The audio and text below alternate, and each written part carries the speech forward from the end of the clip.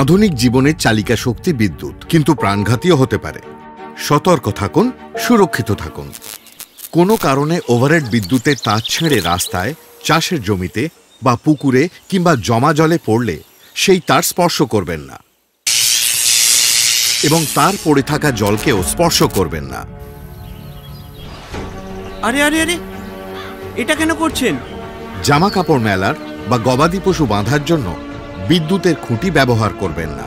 ভিজে পোল ও পোলের টানা তারে হাত দেবেন না। আরে আরে, করছেন কি? জলমগ্ন বাড়িতে কোনো বৈদ্যুতিক সরঞ্জাম ব্যবহার করবেন না। এক্ষেত্রে দ্রুত মেইন সুইচ বন্ধ করে দেবেন।